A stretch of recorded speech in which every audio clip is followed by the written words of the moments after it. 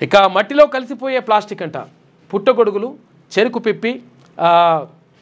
వరిగడ్డి నుంచి తయారు చేస్తున్న ఐఐటి మద్రాస్ వాళ్ళు తయారు చేస్తున్నట్టు ఎందుకంటే ఎకో ఫ్రెండ్లీగా ఉండాలి తర్వాత ఇదంతా కూడా ఈ ప్లాస్టిక్ వల్ల మొత్తం కూడా నష్టం జరుగుతూ ఉంది ఆరోగ్యానికి నష్టం జరుగుతూ ఉంది పర్యావరణానికి నష్టం జరుగుతూ ఉంది భూమిలో కనీసం అది కరిగిపోదు కాబట్టి దీనికి ప్రత్యామ్నాయంగా ఏమైనా చేద్దామని చెప్పేసి ప్రయత్నం చేస్తూ ఉన్నారంట ఐఐటి మద్రాస్ వాళ్ళు కొరియాలో బ్యాక్టీరియా నుంచి బయోడిగ్రేడబుల్ నైలాన్ తయారీ నాచుతో స్ట్రాలు స్పూన్లు తయారు చేస్తున్న నార్వే సంస్థలు ఇక బయోప్లాస్టిక్స్పై విస్తృతంగా కొనసాగుతున్న పరిశోధనలు పండ్ల షాపు నుంచి కొన్న పండ్లను అవే పండ్లతో తయారు చేసిన క్యారీ బ్యాగుల్లో తీసుకొస్తే ఎలా ఉంటుంది కూరగాయలను పుట్టగొడుగుల నుంచి తయారు చేసిన బ్యాగుల్లో క్యారీ చేస్తే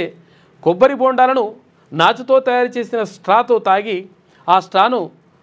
గుటకాయ స్వాహ చేస్తే అవును అక్షరాల ఇలాంటి పరిశోధనలే జరుగుతున్నాయి భూమి చెరువు సంద్రం అన్న తేడా లేకుండా భూగోళమంతా నిండి జీవాల ఉనికికి పెనుముప్పుగా మారుతున్న ప్లాస్టిక్ ఫుల్ స్టాప్ పెట్టి భూమిలో వేగంగా కలిసిపోయే బయోప్లాస్టిక్ తయారు చేసేందుకు ప్రపంచమంతా పరిశోధనలు ఊపందుకున్నాయి ప్లాస్టిక్ కన్నా తేలికగా ఉండే ఎక్కువ కాలం మన్నికనిచ్చే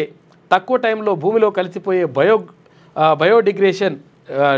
డిగ్రేడబుల్ ప్లాస్టిక్ తయారీకి మన దేశంలోనూ ఐఐటి తర్వాత గువాహటి ఐఐటి మద్రాసులో కూడా రీసెర్చ్లు నడుస్తున్నాయంట పలు సంస్థలు అందుకు అనుగుణంగా బయోప్లాస్టిక్ను ఉత్పత్తి చేసే పనిలో పడగా వాటికి ప్రోత్సాహాన్ని అందించేందుకు కేంద్ర ప్రభుత్వం ముందుకు వచ్చిందంట విధి విధానాలు కూడా సిద్ధం చేసింది మొత్తం మీద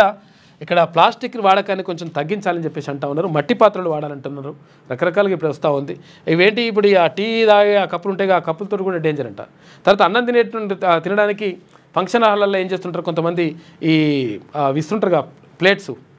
ఆ పేపర్ ప్లేట్ల పైన ఒక ప్లాస్టిక్ పేపర్ వేస్తారు దాన్ని అంటు పెడతారు ఇది అదే అలా అన్నం వేసుకుని తింటే వేడివేడి అన్నం తింటే ఆ ప్లాస్టిక్ కూడా ఇలా కలిసిపోయి రకరకాలుగా రోగాలు వస్తాయంట చాలా డేంజర్ ఉంటుంది కెమికల్స్ తోటి అని చెప్తా ఉన్నారు కాబట్టి దాన్ని తగ్గించాల్సిన అవసరం ఉంది అని చెప్పేసి నిపుణులు చెప్తా ఉన్నారు